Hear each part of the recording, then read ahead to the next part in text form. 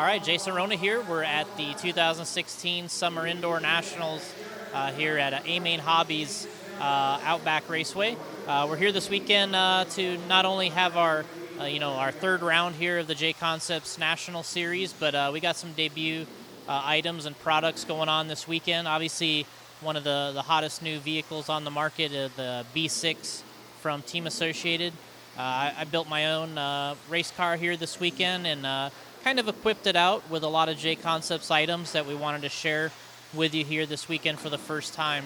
Obviously, just received this car in, several days ago from Associated, and went ahead and did some work over the holiday weekend and got this vehicle built up, so we could debut it here, for everybody. But great build, start to finish here with the car. Had a great time building it. And, it's obviously takes some time to do everything right, but the manual, was obviously really good. We Associated took a lot of time with this vehicle to ensure that the customer is going to have a good experience here. And so that's exactly what I did. I took my electrical out of my B5M, my laydown car, and I threw it right here in the B6 so I can give it a whirl here this weekend. But anyway, what we wanted to concentrate on here a little bit was the fact that we have a new body for the B6, which is the S2 body, which obviously made its fame at the World Championships in Japan, where Spencer Rivkin won the event. So something that we wanted to bring out for the B6 itself was the S2 body. It's something that we're really proud of, a World Championship title. The body is obviously known worldwide at this point for its performance and its looks, and we're really happy with the way that it turned out. So this is the S2 on the B6. Something we did different this time around, since this car has the ability to use 3 different transmission combinations. There's a laydown version, of course, stand-up 3-gear, stand-up 4-gear. Well, this body is now kind of all in one. So it has the cut lines included on the rear of it so that you can use on any configuration.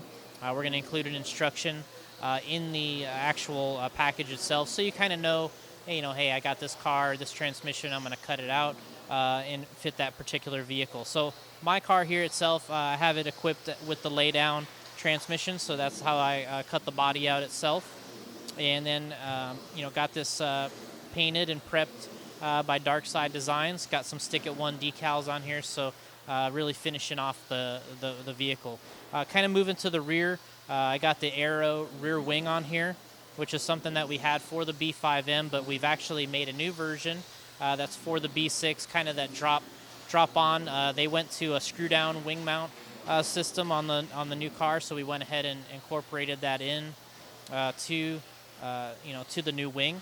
Obviously, we got the cutouts for around the shocks. You can use this no matter which configuration you're running of this car, whether the shocks are on the rear of the tower or the shocks are on the front of the tower. So we really wanted to make sure that this Aero wing fit the car well. It also has, of course, part of the reason for the Aero rear wing was the built-in rear gurney, which we have on this wing. And then kind of moving on from the rear wing, we got obviously something that, the Kool-Aid factor. We got the front wing options for the B6 also. Again, we have a narrow front wing and we have a wide front wing.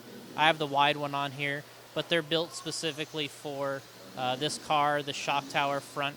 So, you just like normal, we did with the B5s, trim it out, fit it to the front end. If you like it, great. If not, you take it off and run without a front wing. But so far, the front wing setup is kind of really stuck with us in RC. And so this is the wide version. And obviously with the Associated cars, the last 2 generations, they've had 2 different front arms. They had the gull wing setup as well as the flat front arm setup. And once again, we have 2 different wings, so you can accommodate either front end setup. So it makes it a little bit confusing, but at the same time, you just got to remember there's a narrow and a wide wing for the front for the flat arms and a narrow and a wide wing for the gull wing. So that's really all there is to it. And of course, when we refer to the front A-arms as flat and gull wing, what that really refers to in terms of the front wing is the shock tower that accommodates that setup. So that's why we kind of did that. Moving on here to, we added some B6 turnbuckles here, the fin style. Something we've had since the B4 days, carrying it in here to the B6. We've gotten these out on the market already, released, but we've had some questions where guys were a little confused whether they can put B5 turnbuckles on the B6 and vice versa. And they were a little bit upset, thinking, oh, why do I have to get a B6 specific? But what we did with the B6 turnbuckle is we actually shortened the overall length of them because we didn't need all the threads as much as they were on the B5 deep into these ball cups. So we shortened them up a little bit so they're a little easier to work with, a little lighter weight, if that's a concern. But something that we incorporated into this design, and I think it makes it a little easier to build and maintain the car. One thing that people do with these, the ball cup materials now are a little bit hard or on the hard side. So one thing that the guys will always tell me they like to do is take a 3mm screw, and they'll run the 3mm screw into the ball cup and back out before they even put these on the turnbuckle. So that's kind of a little tip that guys typically do. They'll put it on their drill or whatever, run a 3mm screw into the ball cup, run it out on both ends. Then you put a little bit of grease on the turnbuckle itself, and then you thread it into the ball cup. And it just kind of makes it a little easier to adjust and work on the car because these gray style heavy duty ball cups are a little bit on the hard side. So, but that's a good thing down the road when you're actually driving the car. So kind of moving on a little bit, we added the large flange wheel nuts on the vehicle, which is something we've had for all the 4mm style threaded axles and such. And that's something that I think that's almost kind of a must-have on these cars now, is a serrated finished lock nut, because of the speeds and the force we have on the car. You want that serrated finish to really lock onto the wheel and keep your tires on while you're racing. It's kind of simple. But and then the large flange aspect of that is that when you're flexing and you're driving around the track, that larger flange against the wheel really kind of helps support everything in that area, that face area where it comes in contact with the wheel. So a large flange is a nice thing to have. Of course, our standard B5 type wheels, the 12mm hex, fit on really well. And it's B5, B6 wheel. It's basically the same thing. We got 2.2s on the car right now with dirt webs. So it's a good setup. Moving into the front end, we'll stay in the front. We have, with the tires on, you can't see, but we have a titanium front axle on here, which is one piece, 12mm hex. And then we have the ability to, we set this up, it has an aluminum shim in it. So if you want to run the standard track width, you run the shim on the outside. You run the shim on the inside. You can narrow the width of this car by a little.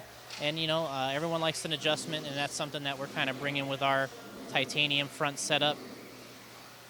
Moving in, carbon fiber towers on this car.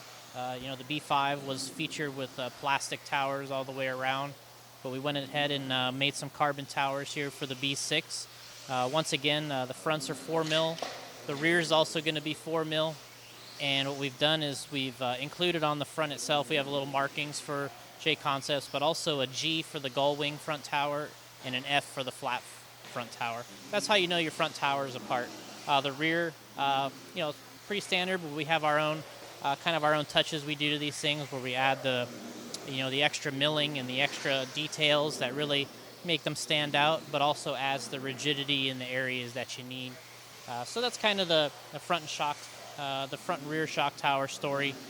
One thing that kind of fits right on from what we have as a carryout from our other vehicles is the shock parts. So we have a shock cap, and then the shock collar, and then the shock bottom. So we have those in blue and black anodizing, and they work right on the same shocks. So if you have those, you can carry them off one vehicle, move it over to the other, or you can get a fresh set.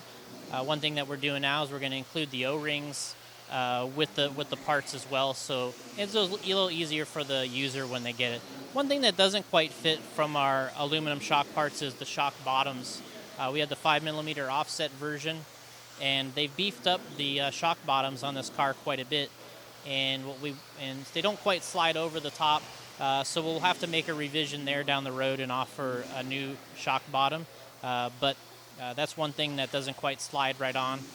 And then, as we kind of move to the rear of the car, what you end up with is the rear ball stud mount, something we've had on some of the other vehicles. We're kind of concentrated here on a little beefier design because, believe it or not, that's probably one of the areas that's under the most amount of force and stress while you're driving because of the jump landings, the hard turning that we're doing now. And so what we really wanted to do is beef that area up quite a bit. And taking our way up to the top here, we got the wing buttons. It's kind of a simple part, but it's obviously really important when you screw down the wing now.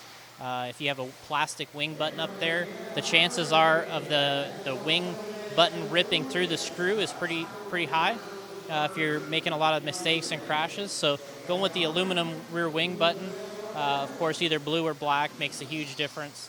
Plus, they look really nice, and it's a finishing touch, but it also has a real function to it as well. Another item on going back into the chassis side, we got the steering bell cranks themselves and a steering rack made out of aluminum. Of course, we've had these for the cars in the past. No different here for the B6. So steering bell cranks and then the actual rack, and you bolt together. Just a little more rigid of a setup. You'll see guys using these, throughout the racing days with the B6. And I think it's just something that the more high grip racing we're doing, stuff that's really in situations where you're under a lot of force and you want that steering to remain consistent, it's nice to have the aluminum system. Kind of tucked in here in the wheel, we have the steering. It's almost like the Ackerman arms that bolt to the steering block on this car. We've made those in carbon fiber as well. The kit itself comes with aluminum, and we went ahead and just made those in carbon, which they're a little lighter. That kind of matches and ties in some of the other carbon aspects, so we're really kind of happy with how that comes together. Another item here that you can't is the chassis film. So we'll see if we got the name correct here. We'll flip it this way. But we got our chassis film for the B6, which fits both versions. Pretty simple, nice layout. We've used in the past a striker theme. And this is something that if you're racing indoors, it's kind of like a must-have, really, in today's racing, because it keeps the bottom of the chassis nice and clean, which everybody likes. Underneath, protects it, and they last quite a while, especially if you're racing indoors. And it's kind of reusable. If you peel this off, you can get to the screws. You can just peel it right back on it. And it actually works. It's really worked out really nice for the racers, and they seem to really like it. So just kind of walking our way around the B6 here with a lot of JConcepts items.